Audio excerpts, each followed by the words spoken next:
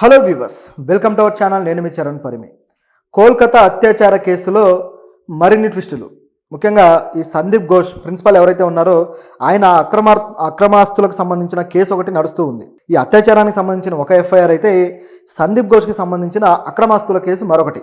ఈ రెండు ప్యారలల్గా నడుస్తూ ఉన్నాయి. ఇందులో భాగంగా ఇప్పుడు సందీప్ ఘోష్ భార్య కూడా ఈ కేసులో నిందితురాలైంది. ఈ కోల్కతా అత్యాచార కేసుకు సంబంధించి అక్రమాస్తుల కేసు ఏదైతే ఉందో దీంట్లో ఆయన భార్య సంగీత ఘోష్ ఆవిడ కూడా నిందితురాలుగా ఉన్నారు. ఇప్పుడు ఎన్ఫోర్స్మెంట్ డైరెక్టరేట్ ఈడీ, సో ఈ డిపార్ట్మెంటు సిబిఐ ఏదైతే ఎఫ్ఐఆర్ నమోదు చేసిందో సందీప్ ఘోష్కి సంబంధించిన అక్రమాస్తుల కేసులో ఆ ఎఫ్ఐఆర్ని బేస్ చేసుకొని దర్యాప్తు చేపట్టి ఈయనకు సంబంధించిన అనేక చోట్ల దాడులు కూడా చేసింది. సందీప్ ఘోష్కి సంబంధించిన ఎక్కడెక్కడ ఏ ప్రాంతాల్లో ఆయన ఇల్లు కావచ్చు, ఫ్లాట్స్ కావచ్చు, ఆయన సన్నిహితులు దాదాపు 7గురికి సంబంధించిన 7 చోట్ల ఒకేసారి ఈడీ దాడులు అయితే చేసింది. ఈ దాడుల్లో అనేక సంచలనమైన విషయాలు అయితే తెలిసాయి. సో ఆయన భార్య కూడా ఈ కేసులో ఏ విధంగా ఇరుక్కున్నారు, సో ఆవిడ చేసిన తప్పేంటి అనేది కూడా ఇప్పుడు తేలాల్సి ఉంది. సో దాంట్లో మనం అనేక విషయాలు అయితే చర్చిద్దాం. ఆవిడ ఏ విధంగా ఇరుక్కున్నారు అనేది కూడా చూస్తే సందీప్ ఘోష్ విషయంలో మనం ముందు నుంచే ఒక విషయం అనుకుంటూ వస్తున్నాం. ఏంటంటే ఆయన ఈ శవాలని వేరే దేశాలకు అమ్ముకుంటాడని, అదేవిధంగా స్టెరిలైజ్ చేసిన సిరంజీలు కావచ్చు, మెడికల్ ఎక్విప్మెంట్ కావచ్చు, ఇవన్నీ కూడా బంగ్లాదేశ్కి ఇతర దేశాలకి అమ్ముతాడని, అంటే అన్ని సెకండ్ హ్యాండ్. సో అట్లా అమ్ముకొని సొమ్ము చేసుకుంటాడు. దానికోసం ఆయన హాస్పిటల్లో ముఠా పెట్టుకున్నాడని ఈ విధంగా మనం ఆల్రెడీ చర్చించాం. దాంతోపాటు మెడిసిన్ కూడా, ఇక్కడికి వచ్చిన మెడిసిన్ కూడా వేరే చోటకు తరలిస్తూ వెళ్తుంటాడు అని చెప్పేసి అది మాట్లాడాం. దీంతోపాటు అనేక విషయాలు ఉన్నాయి. ఇవన్నీ కూడా ఈయన ఇక్కడ చేసిన అక్రమాలు, వాటి ద్వారా డబ్బులు కూడగట్టుకున్నాడు. తన వాచ్మెన్ భార్యకి అప్పగించడం, అంటే ఆవిడకి దాన్ని లీజ్కి ఇచ్చేశారు. అదేవిధంగా కొన్ని ప్రాజెక్టులకు సంబంధించి హాస్పిటల్కి కావాల్సిన ఏవైతే మెడికల్ సప్లయర్స్ ఉంటారో ఆ సప్లయర్స్ కూడా తనకు కావాల్సిన వ్యక్తులకే ఇవ్వడం, వాళ్ళ నుంచి మళ్ళీ కమిషన్లు తీసుకోవడం. అలాగే డాక్టర్స్ను కూడా, జూనియర్ డాక్టర్స్ను నియమించుకునేటప్పుడు ఎవరిని నియమించుకోవాలనుకునే దాంట్లో మళ్ళీ వాళ్ళ నుంచి డబ్బులు తీసుకోవడం, లంచాలు అలా తీసుకొని నియమించడం. కొంతమందిని అయితే సరైన ఇంటర్వ్యూ ప్యానెల్ అనేది మెయింటైన్ చేయాలి కదా, అది లేకుండానే సిబ్బందిని తీసేసుకోవడం. ఆ సిబ్బంది కూడా ఈయనకు అనుకూలంగా ఒక ముఠాగా పనిచేయడం. ఇట్లా ఒక పెద్ద మాఫియానే ఆ హాస్పిటల్లో డిజైన్ చేశాడు ఆయన.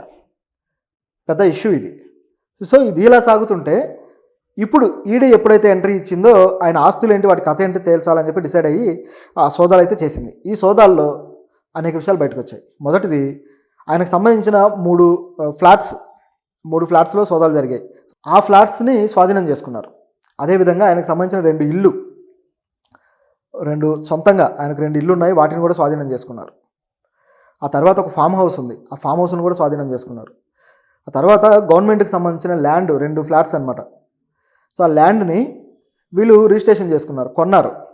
అంటే ముందు కొనేసి ముందు రిజిస్ట్రేషన్లు అయిపోయినాయి, తర్వాత డబ్బులు ఇచ్చుకొని ఈ విధంగా మేనేజ్ చేసుకున్నారు.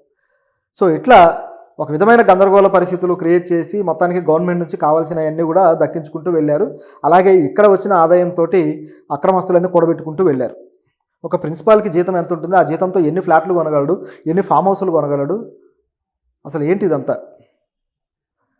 సో ఇది డౌట్. అయితే దీంట్లో మరొక డౌట్ ఏంటంటే అదే హాస్పిటల్లో ఒక సీనియర్ డాక్టర్గా ఆయన భార్య సంగీత ఘోష్ గారు కూడా పనిచేశారు ఆర్జికర్ మెడికల్ హాస్పిటల్లో.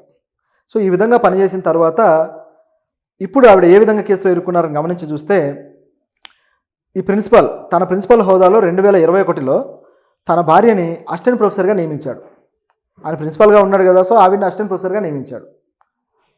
ఆ విధంగా తన అధికారాలను కూడా ఆయన దుర్వినియోగం చేశాడు. సో ఇది ఇక్కడ జరిగిన సంఘటన. ఈ విధంగా ఒకదాని తర్వాత ఒకటి తప్పులన్నీ చేసుకుంటూ వెళ్ళాడు సందీప్ ఘోష్.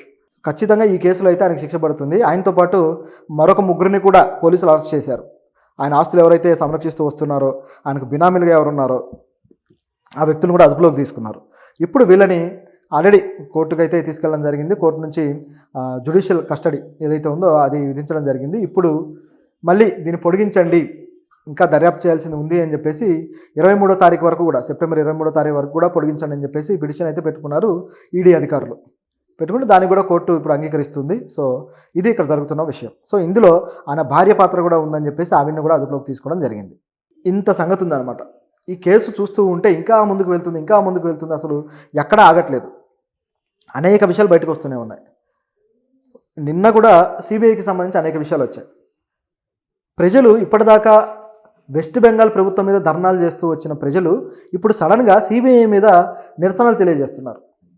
సిబిఐ ఎప్పుడైతే పోలీసులు విఫలమై కేసు సిబిఐకి వెళ్ళిందో సెంట్రల్ గవర్నమెంట్ దాంట్లో ఇన్వాల్వ్ అయింది. ఈ కేసు విషయంలో మమతా బెనర్జీ గారిని నానా విమర్శలు చేసింది. సిబిఐ వాళ్ళ అండర్లో పనిచేస్తుంది కాబట్టి బాగా పనిచేస్తుంది అనుకుంటే వీళ్ళు కూడా మాకు సరైన ఆధారాలు దొరకలేదని చెప్పి ఫ్లేట్ ఫిరాయించారు.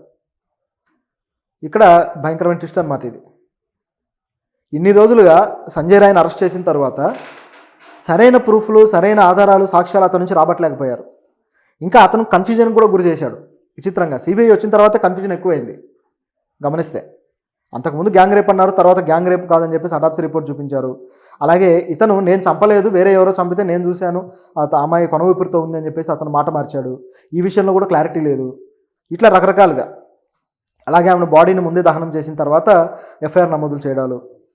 సో దీనికి సంబంధించి ఇప్పటిదాకా సిబిఐ సమర్పించిన రిపోర్ట్ మొత్తాన్ని సుప్రీంకోర్టు ఇలా కొట్టేసి మీరు కొత్త రిపోర్ట్ తీసుకొని రండి, న్యూ ఎవిడెన్స్ రిపోర్ట్ అనేది పట్టుకొని రండి అని చెప్పేసి ఆర్డర్ వేసింది సుప్రీంకోర్టు.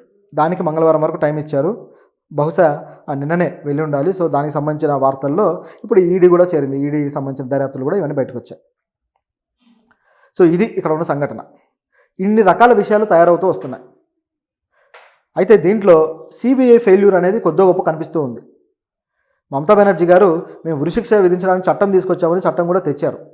కాకపోతే ఇప్పుడు దీన్ని ఇమీడియట్గా అమలు పరచాలన్నా సరే సరైన సాక్ష్యాధారాలని సిబిఐ చూపించాల్సిన అవసరం ఉంది. సిబిఐ అవి చూపించకపోతే పూర్తి స్థాయిలో ఈ శిక్షలు కూడా పడవు. అప్పుడు ఫెయిల్యూర్ ఎవరిది అనాలి? వెస్ట్ బెంగాల్ ప్రభుత్వాన్ని అనాలా, లేకపోతే సిబిఐది అనాలా? లేకపోతే సెంట్రల్ గవర్నమెంట్, స్టేట్ గవర్నమెంట్ కలిసి ఏమైనా డ్రామా ఆడుతున్నారా? ఒక కేసును అడ్డం పెట్టుకొని ఇన్ని రకాలుగా జరుగుతుంది. మరోవైపు మమతా బెనర్జీ గారేమో జూనియర్ డాక్టర్లు అందరూ ఇక విధుల్లోకి రండి, చర్చలకు ఆహ్వానం అని చెప్పేసి ఆహ్వానం పలుకుతున్నారు. నిందితులకు శిక్షలు విధించకుండా, ఆ హాస్పిటల్ని సీజ్ చేయకుండా చర్చలు ఏంటి? ముందు హాస్పిటల్ని సీజ్ చేయాలి కదా. సో సీజ్ చేసేసి అక్కడ ఎవరెవరైతే తప్పుడు వ్యక్తులు ఉన్నారో వాళ్ళందరి మీద కేసులు నమోదు చేసి యాక్షన్ తీసుకున్నప్పుడు కదా ఇక్కడ మార్చాల్సింది. ఇవన్నీ చేయకుండా ఒకసారిగా వీళ్ళు ఫ్లేట్ ఫిరాయిస్తున్నారు. సో ఇక్కడ మమతా బెనర్జీ గారి తప్పు కనిపిస్తూ ఉంది. అదేవిధంగా సెంట్రల్ గవర్నమెంట్ సిబిఐ కూడా కొన్ని తప్పుడు అడుగులు వేస్తుంది అనేది తెలుస్తూ ఉంది. ఇప్పుడు ఈడీ కూడా కేంద్ర ప్రభుత్వం ఎంత చెప్తే అంత, మరి ఏం చేస్తుందో చూడాలి. సో ఇదొక ఎత్తు అయితే, ఇప్పుడు సంగీత ఘోష్ గారు కూడా ఇందులో నిందితురాలుగా తేలారు కాబట్టి ఇప్పుడు ఇంట్రెస్టింగ్గా తయారైంది. ఇంకెంతమంది ఉన్నారు, ఇంకెంతమందికి ఈ విధంగా పదవులు ఇచ్చారు, ఇంకెంతమంది ఆయనకి బినామీలు ఉన్నారు అనేది ఇక్కడ ఉన్న డౌట్. అయితే ఇందులో మరో క్వశ్చన్ ఏంటంటే, ప్రభుత్వ స్థిరాస్తిని ఏ విధంగా ఈయన దక్కించుకున్నాడు, ప్రభుత్వానికి ఈయనకు ఉండే లాలూచి ఏంటి?